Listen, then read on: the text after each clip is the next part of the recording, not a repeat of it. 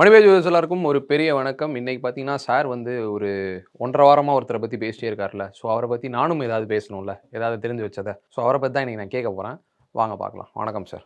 வணக்கம். சார் ஒரு வாரமா பார்த்தீங்கன்னா, அதானி இது பண்ணிட்டாரு. நான் தான் சொன்னேனே, இது வேணான்னு சொன்னேனே, அப்படி இப்படின்னு பேசிட்டே இருக்கீங்க. இன்னைக்கு ஒண்ணு நடந்திருக்கு. என்னன்னு பார்த்தீங்கன்னா, அதானியோட ஷேர் பழையபடி ரூ. 2000 கிட்ட போயிருக்கு. அதானே நீ ஈவினிங் பார்க்கலல்ல நீ? இன்னும் பார்க்கல. இன்னும் அதானி பவர் அப்படின்னு இன்னொரு கம்பெனி வச்சிருக்கிறான். ஆமா. அதில் ப்ராஃபிட் அப்படியே 96% இறங்கிடுச்சு. Okay sir. எங்கே போச்சு ப்ராஃபிட்லாம்? அது தெரியல சார். ரைட்டு. ஏன் 2000 ஏறி இருக்குன்னா, எல்லா ஷேரும் அவன்கிட்டயே இருக்குது. வெள்ளை விற்கிறதுக்கு ஆளே கிடையாது. இருக்கிற ஷேர்லாம் அவனே வச்சுட்டு இருந்தா விற்க தான் செய்யும். 75% அவன்கிட்ட இருக்கு, 15% அண்ணன்ட்ட இருக்கு, 90 ஆச்சா, 4% நம்ம எல்ஐசிட்ட இருக்குது அம்மையார்கிட்ட. ரைட்டு. மீதி 6% வச்சுன்னு எப்படி இறக்குறது? புரியுது. கரெக்ட் தான் சார். சார் இல்ல நான் என்ன கேட்கலாம், இது அப்புறம் ஏதோ குதிச்சிய அவன் ஏதோ 8000 9000 கோடி கடன் அடைச்சான். ஆமா, 10,000 கோடி வந்து பிளட்ஜ் பண்ண ஷேரை எடுத்து அது என்னன்னு விசாரிக்கலையா? எஸ்பிஐல வந்து கடன் வாங்கி வச்சிருந்தான். ஓகே. எஸ்பிஐ காசை எடுத்து வெள்ளக்காரனுக்கு கொடுத்துட்டான். எஸ்பிஐ காசு யாரு? உன் காசு இல்ல. அதான் ஆல்ரெடி 22,000 கோடி எஸ்பிஐல கடன். இதுல கடன், இதுல எல்ஐசிட்ட 36,000 கோடி கடன், 56,000 கோடி கடன். எல்ஐசிட்ட விட்டுருங்க, அது ஃப்ரெண்ட்லியா அவங்க பண்ணிக்குவாங்க. 56,000 அதான் உங்க காசு தானே, ஃப்ரெண்ட்லியா போச்சு அது. அடுத்தது வந்து பேங்க் ஆஃப் பரோடா அங்க இங்கன்னு சொல்லி இன்னொரு 80, டோட்டலா 80,000 கோடி கடன். அல்ல சரி, அதை எடுத்திருப்பான், எடுக்காம லிமிட்ல இருக்கும், எடுக்காம இருப்பான். இந்த பேங்க் லைன் 10,000 உருவி வெள்ளக்காரனுக்கு கொடுத்துருக்குறான். பிளட்ஜை வித்துறாதப்பா, பிளட்ஜை கேன்சல் பண்ணனா என்ன, என் ஸ்டாக்கை வச்சு நான் கடன் வாங்கியிருக்கேன், தயவு செஞ்சு என் ஸ்டாக்கை வித்துறாத, நானே திரும்பி எடுத்துக்கிறேன். அவரே அவர் ஸ்டாக்கை திரும்பி வாங்கிட்டாரு. எப்படி வாங்கினாரு? நம்ம பப்ளிக் செக்டர் பேங்க்ல கடன் போட்டு வாங்கியிருக்கிறாரு சார். ஆனால் எல்ஐசி வந்து நான் படிச்சதுல என்ன சொன்னான்னு முழுசா கேளுங்க. என்ன சொல்லியிருக்காங்கன்னா, அந்த அந்த சாங்ஷன் லெட்டர்னு ஒன்று இருக்கும் தெரியுமா? நான் கிரெடிட் லிமிட் அவருக்கு சாங்ஷன் அவ்வளோ காசு இருந்துச்சு எடுத்தாரு, திரும்பலாம் நான் அதை கேட்கல. அதான் எது கேட்கணும்? அவன் பணமா? எப்படியும் அந்த ஆஃபீஸர் கையெழுத்து போட்டவனுக்கு சம்பளம் கொடுக்க போறீங்க. நீ கொடுக்கல, உங்க அண்ணாங்க என்னென்ன போட்டிருப்பான் எல்ஐசியில். சரி, கண் கண்ட தெய்வம்னு. நானே போடலாம் தான் இருந்தேன். நீ போடல, உங்க அண்ணன் சொன்ன. நீ 5 பைசா சேர்க்க மாட்ட. உன் சொந்தக்காரன் அவன்லாம் சேர்த்துருப்பான், உன் ப்ரொஃபஸரு அவன்லாம் சேர்த்துருப்பான். அதெல்லாம் வந்து பார்த்து பதமா இன்வெஸ்ட் பண்ணுறதுக்கு ஒருத்தனுக்கு சம்பளம் பென்ஷன்லாம் கொடுக்குறீங்க. உங்கள் பணத்தை எடுத்து அதானிகிட்ட கொடுத்துட்டு அவன் சேலரி பென்ஷன்லாம் வாங்கிட்டு சேஃபாக இருக்கிறான். அவன் பணத்தையாக கொடுத்துருக்குறான். இது ஏதாவது இவன் காசை கொடுத்த மாதிரி பேசுகிற சார். நீங்கள் சொல்கிறது கரெக்ட் தான். ஆனால் நீங்கள் இப்போது கீழே அந்த 96% விழுந்துச்சு, எல்லாம் ஓகே தான். ஆனால் நான் வந்து 2 நாளைக்கு முன்னாடி அதானி ஷேரை வாங்கியிருந்தேன்னா, இப்போ நான் கதை சொல்கிறேன் உனக்கு. எலக்ட்ரிக் ட்ரெயின் ஓடி வரும். Okay sir. 100 ரூபா நோட் அப்படியே வைப்பான். ஓடி போய் 100 ரூபா எடுத்த திரும்பி வெளில வந்துடும். ஒரு வாட்டி ஓடி வரலாம், 2 வாட்டி ஓடி வரலாம், 3வது வாட்டி என்ன ஆகும்? ட்ரெயின் அடிச்சிடும். ஆமாம். இப்போ நீ வந்து 1500 போஸ்ட் ஃபேக்டோன்னு சொல்லுவோம். ஓகே. ரிவர் வியூ மிரரை பார்த்து இதை பண்ணியிருக்கலான்னு சொல்கிற. ஆமாம். 1500 400 இருந்தா வாங்கின அப்புறம் கரெக்டு தான். இப்போ 4000க்கு வாங்கினோம்னா இருக்கான்ல. ஆமாம். அவனுக்கு என்ன சொல்லுவேன்? எதுவும் சொல்ல முடியாது. ஃபீல் பண்ணாதீங்க ப்ரோ, அவ்வளோதான் சொல்ல முடியும். அதே தான், இதுக்கும் நீ ஃபீல் பண்ணாத, திரும்பி இறங்கிட்டு. சரி சார். இல்லை, கொஞ்சம் பார்த்தோன்னே நான் வந்து 10,000 போட்டுருந்தேன், சார்ட்ட டபுள் ஆகி தூக்கிட்டு போயிடு. அதானி எவ்வளோ தெரியுமா? அந்த பேப்பர் தான் நான் சொல்கிறேன். இந்த வடிவேல் படம் வரும்ல. என்ன சார்? இந்த கிட்னி படம். ஆமாம். இந்த சின்ன பையன் பண்ணுவாங்க. இது மாதிரி தான் கிட்னி ஆள் வைக்கிறது, பொறி வைக்கிறது. ஓ, ஐஎஃப்எஸ் அது மாதிரி தான் இது. ஐஎஃப்எஸ் எனக்கு ஒரு இன்சிடென்ட் ஞாபகம் இருக்கு. வந்து ஐஎஃப்எஸ் வந்து சொல்லாமல் பேசுனீங்க இந்த கம்பெனியை. நான் உங்கள்கிட்ட நிறைய பேர் கேட்டாங்க, அது சொல்ல முடியுமான்னு. எனக்கே கியூரியாசிட்டியாக இருந்துச்சு. இப்போ தெரிஞ்சிடுச்சு. ஆமாம். அது நீங்கள் எப்படி பார்க்குறீங்க? அது எப்படி கண்டுபிடிக்கிறீங்க? இந்த கம்பெனி இன்னும் கொஞ்ச நாள் இந்த வேலை பார்ப்பாங்க பாரு அப்படின்னு எப்படி? அது தெரிஞ்சா நீ ஹீரோ ஆயிடுவியே.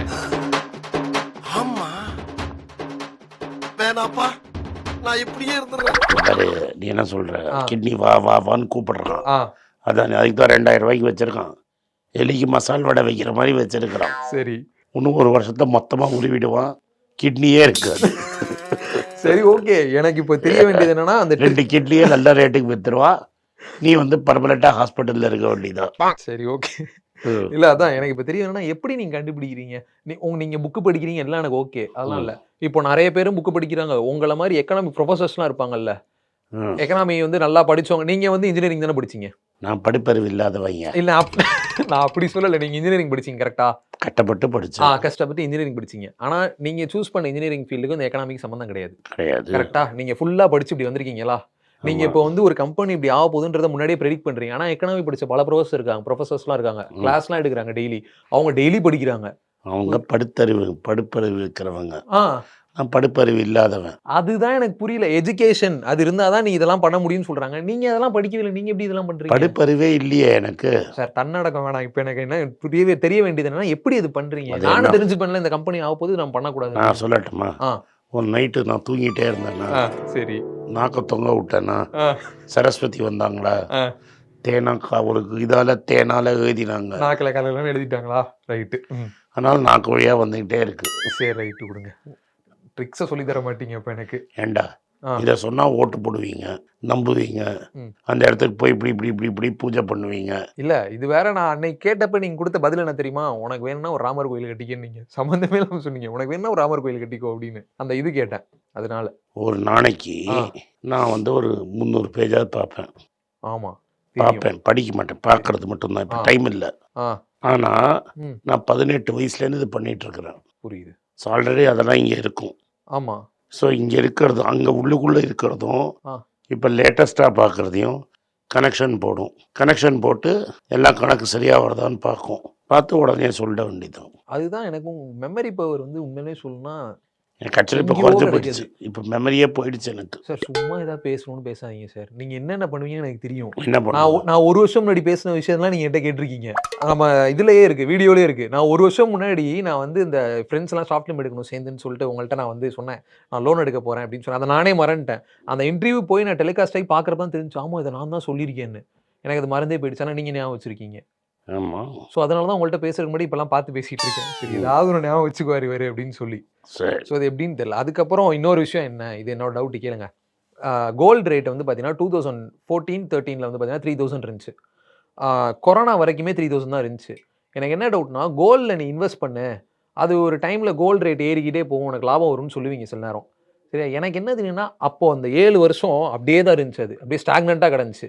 அப்போ அவங்க நிலைமைலாம் என்ன? அப்போ கோல்டு எதுக்கு? அப்போ வந்து இப்போ ஒரே நாளில் ஒன்றால் 1 கோடி ரூபா ரெடி பண்ண முடியுமா? வாய்ப்பே கிடையாது.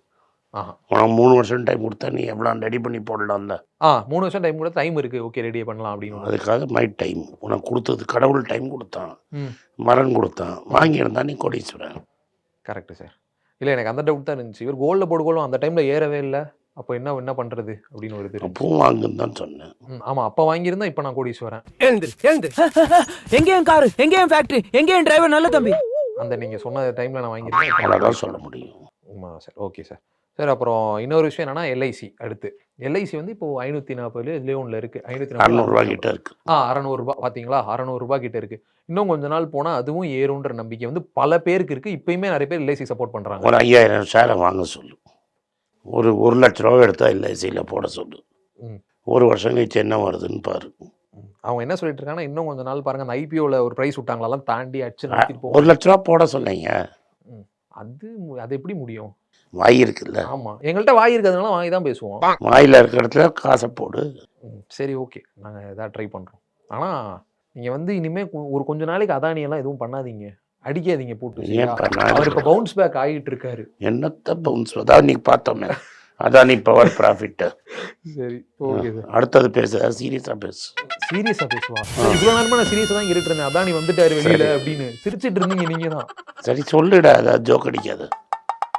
சரி விடுங்க சார். இல்லை சார் இதுதான் நான் இந்த விஷயங்கள்லாம் தான் கேட்கலாம் வந்தேன். அதானி இந்த கோல்டு 2 தான் கேட்கணும்னு வந்தேன். ஏன்னா அதானியை பற்றி ஒரு வாரம் பேசுகிறீங்களே, கம்பேக் கொடுத்தாரு வரலான்னு திரும்ப வேறு என்ன மூக்குடைக்கிற மாதிரி ஒன்று பண்ணி வச்சிருக்காரு. அதை நான் பார்க்காம வந்துட்டேன். நீங்கள் பார்த்துட்டு வந்திருக்கீங்க. இன்றைக்கி வந்து என்னைக்காவது ஒரு நாள் உங்களுக்கு டைம் கிடச்சா, நீங்கள் சொல்கிறது எனக்கு புரியுது. 18 வயசுலேருந்து புக்கு படிக்கிறேன் எல்லாமே ஓகே. ஆனால் ஒரு கம்பெனியை ஒருத்தரால் இப்படி அனலைஸ் பண்ண முடியுமான்றது எனக்கு ஆச்சரியமாக தான் இருக்குது. இப்போ டாடா கம்பெனின்னு வச்சுக்க. ஓகே. எனக்கு 150 வருஷம் இப்போ ஹிஸ்ட்ரி நல்லா தெரியும். இப்போ சும்மா ஒரு பேப்பரில் அப்படி ஒன்று பார்த்தாலே அந்த ஹிஸ்ட்ரியில் எங்கே உட்காத்தணும்னு நம்மளுக்கு தெரியும். அதுதான் சார் எனக்கு ரொம்ப இதுவாக இருக்குது. ஏன்னா நீங்கள் டெய்லி அவ்வளோ படிக்கிறீங்க, எப்படி ஒரு நாலேஜ் பழைய நாலேஜ் வச்சுக்கிட்டே புது நாலேஜ் ஸ்டோர் பண்ணிட்டு அது மூளையே என்னது அது?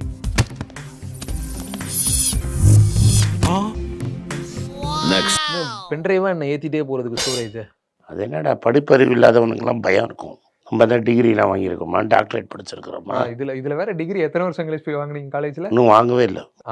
டிசிப்ளின்றது கொஞ்சம் கூட இல்ல சார் காலேஜ் டேஸ்ல உங்களுக்கு சொல்றேன். ஏன் ஆமா, டிகிரிலாம் போய் வாங்கணுமா இல்ல சும்மா அதான். குடுக்குறாங்க. அவனை மதிக்கல, நான் திரும்பி அவனை மதிக்கல. சரி. உன் தமிழ்ல ஒன்று சொல்லுவாங்க, எங்கள் அம்மா சொல்லி கொடுத்தது. மரியாதர் தலைவாசல் மிதியாதே. அதே, ஆமா. ஆமா.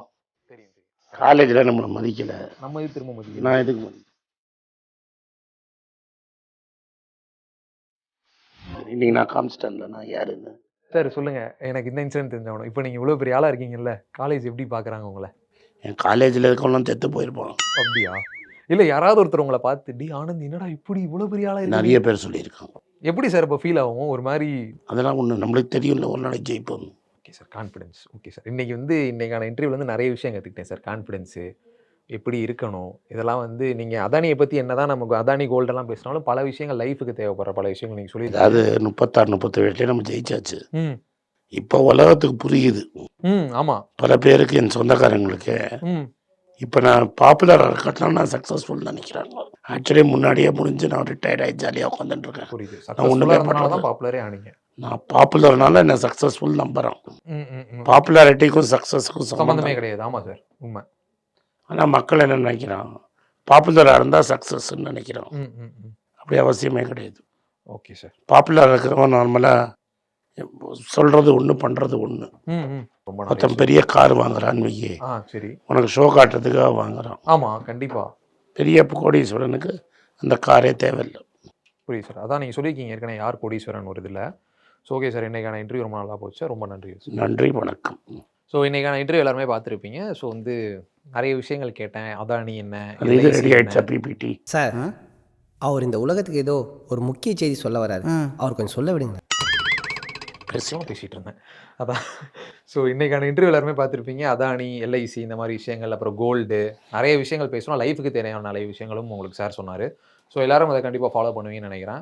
இந்த வீடியோ பார்த்து முடிச்சா நீங்கள் பண்ண வேண்டிய ஒரு 3 விஷயம் என்னென்னு பார்த்தீங்கன்னா, லைக் பண்ணுங்கள், ஷேர் பண்ணுங்கள், சப்ஸ்கிரைப் பண்ணுங்கள். முக்கியமாக அந்த பெல் ஐக்கானை தட்டி விட்டுருங்க. அப்போ தான் நாங்கள் போடுற வீடியோ உங்களை வந்து சேரும். நன்றி, வணக்கம். அடுத்த ஈவெண்ட் எங்கே போடலாங்கும் போது ரொம்ப நாள் என்னோட ஆசை, நான் வளர்ந்த ஊருக்கு திரும்பி போகணுன்னு. 1977 97 வருஷத்துக்கு வரைக்கும் நான், என் சிஸ்டர், என் பிரதர் முக்கால்வாசி நாட்கள் இருந்தது டமாம், சவுதி அரேபியாவில். டமாம், சவுதி அரேபியாவுக்கு திரும்பி நாங்கள் போகல, எங்கள் அப்பா திரும்பி வந்தப்புறம். அதனால் இந்த ஈவெண்ட்டை டமாமில் பண்ணலான்னு நாங்கள் டிசைட் பண்ணியிருக்கோம். சவுதியில் இருக்கிறவங்க, எஸ்பெஷலி டமாம், ஜுபேல், அல்கோபரில் இருக்கிறவங்களும், பஹ்ரைனில் இருக்கிறவங்களும் நிச்சயமாக நீங்கள் இந்த ஈவெண்ட்டை அட்டென்ட் பண்ணணும். நான் திரும்பி என் வீட்டுக்கு திரும்பி வரேன், செகண்ட் ஹோமுக்கு போகிறேன். எல்லாரும் வாங்க. மீட்டிங் டீட்டெயில்ஸ் கீழே இருக்கிற லிங்க்கில் அமுக்குங்க, டீட்டெயில்ஸ் வரும். எங்கள் டீமோட கான்டாக்ட் பண்ணுங்கள். டமாமில் உங்களை சந்திக்கிறேன். டமாம் வரப்போகிற டேட் வந்து March 10, 2023. கோபர், ஜுபேல், பஹ்ரைனில் இருக்கிறவங்க இந்த இவெண்ட்டுக்கு வாங்க. நன்றி, வணக்கம். உங்கள் பேராதரவுக்கு மிக்க நன்றி. நான் டோட்டலாக 5 புஸ்தகங்கள் எழுதியிருக்கிறேன். 3 வந்து ஆங்கிலத்தில் எழுதியிருக்கிறேன். அதில் 2 வந்து தமிழாக மொழிபெயர்த்துருக்காங்க. ஸோ டோட்டலாக 5 புஸ்தகம் ஆச்சு. இந்த 5 புஸ்தகத்துக்கு ஹார்ட் காப்பி வேணும்னா நீங்கள் கீழே இருக்கிற வாட்ஸ்அப் நம்பருக்கு மெசேஜ் அனுப்பிச்சிங்கன்னா எங்கள் டீம் உங்களை கான்டாக்ட் பண்ணுவாங்க. இந்த 5 புஸ்தகங்களில் 3 புஸ்தகம் வந்து கிண்டலில் இருக்குது. அமேசானில் கிண்டலில் வாங்கணும்னு ஃபீல் பண்ணுறவங்க நேராக கிண்டலில் வாங்கிக்கலாம். தமிழ்லேயே யாராவது ஃபைனான்ஸ் நியூஸ் படிக்கணும்னு ஃபீல் பண்ணிங்கன்னா தயவு செஞ்சு moneypage.com விசிட் பண்ணுங்கள்.